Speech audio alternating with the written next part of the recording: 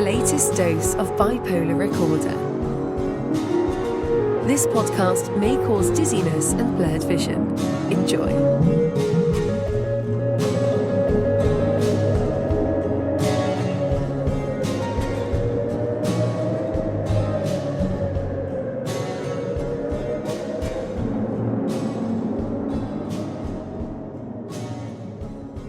Welcome back to Bipolar Recorder. My name is Hunter Keegan. I created this show back in October 2021 and have been cultivating it ever since. This advocacy and outreach podcast sheds light on all aspects of living with serious mental illness. Over the last 2 to 3 years, we've grown from a humble traditional podcast into a vibrant online peer support community with over 1,500 followers. I primarily use the Twitter/X platform to network with other mental health advocates and to find new online communities for support. Strangely, social media, which is generally known to be awful for mental health, has actually helped us develop an amazing microcosm of community support and self-care. In the last installment of the show, I spoke with my friend Paulina Goodwitch, and during that conversation, I mentioned that I recently quit my day job. I quit my day job essentially because I had become heavily disillusioned with the corporate grind, and I wanted to take some time to completely focus on my mental health advocacy endeavors, at least for the next few months.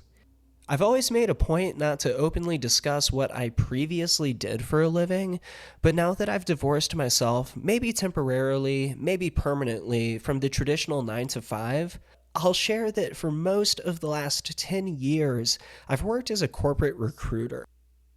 That means it was my job to screen and hire applicants for various roles in our company. While this helped me develop my interview skills over the years, which has lent itself well to the Bipolar Recorder project, I hope, it was incredibly unfulfilling on an intrinsic level, and for the last year or so, I was feeling incredibly bored and unmotivated. About 2 years ago, I made the decision to relocate from the Washington, D.C. area to Southern Virginia, and the results have been very mixed. I was working remotely full-time, so I basically never left my house, and this obviously plays into the problematic social isolation aspect of my life that I've been referencing on the show and in our online community. You might be wondering what my plan is now. What is to come next for Bipolar Recorder? In less than a week, I will be appearing once again at Penn State University to speak with advanced psychology students about the nature of living with serious mental illness. I love doing this type of event because it's a prime example of how sharing lived experience can help inform the public and reduce social stigma toward individuals who live with different types of mental health conditions. But there's more. A filmmaker I've met through the Twitter/X community has offered to come out to professionally shoot the presentations for me. We're planning on taking the video of the presentation, as well as some new interview footage, and cutting it together into a documentary about Bipolar Recorder and the exciting future of mental health peer support in the United States. I anticipate that the final documentary will be complete by later this summer, but we'll see what happens. We want to make sure that it looks like a professional product, so it might take some time. I'll keep you posted on how that pans out. And on top of that, I'm thrilled to announce that a few weeks ago, I completed the manuscript for my next memoir, working title Happy Valleys. This book is much more fleshed out than my 2020 effort, My Brain is Trying to Kill Me, and it's clocking in around 250 pages, over twice the length of my first memoir. I had been working on that manuscript for about 3.5 years, so the fact that I've finished it and am now in the editing and revision process is something that I'm really proud of. If you've read my first book, you'll find that Happy Valleys is a sort of advanced companion piece to that. It directly references some of the events from the first book, but is also packed with new elements that provide what I hope will be a much deeper and more immersive understanding of the day-to-day nature of living with bipolar disorder. In the Bipolar Recorder Music Therapy department, I also have a new album that I've been working on for about the last year and a half. I'm being really nitpicky with the production on this one, so I don't exactly know when I'll decide to put it out for the masses, so to speak. But it's coming along nicely. If you'd like to check out my previously released music, first of all, you've already heard some of it because I write and recorded the original soundtrack for this show, but my full works are on Spotify, Apple Music, Tidal, etc. You can just search my name, Hunter Keegan, or the name of my older project, Last Known Images.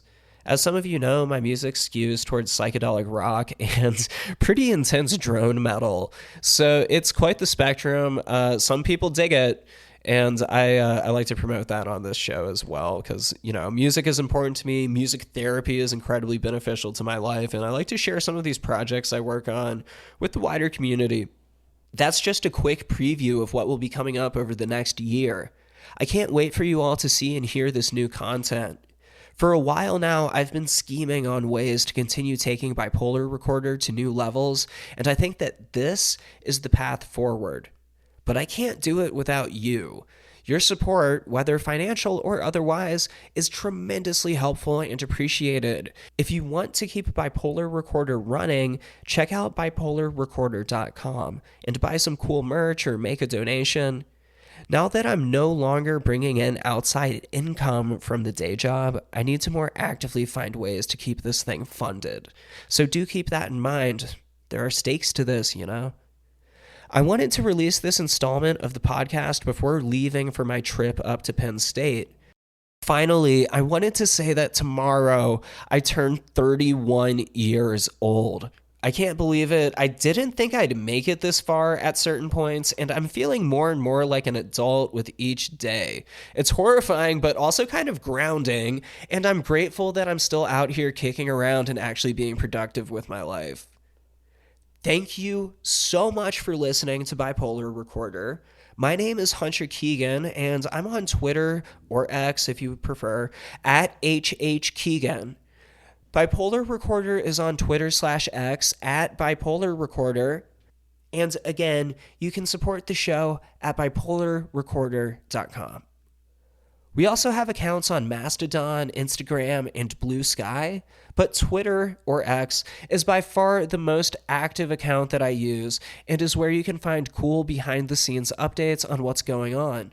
That's also where you can join our frequent mental health peer support conversations using the X Spaces feature. Have an ambitious day, evening, or night, wherever you are.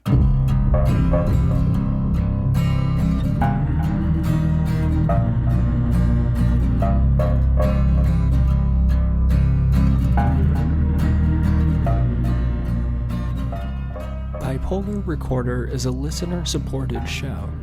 To help keep the show running, consider checking out our Patreon page or visiting bipolarrecorder.com. Unless otherwise stated, the hosts and guests on Bipolar Recorder are not licensed mental health professionals. Bipolar Recorder is not a substitute for therapy or professional medical intervention. If you are having a mental health crisis, please contact your local emergency services.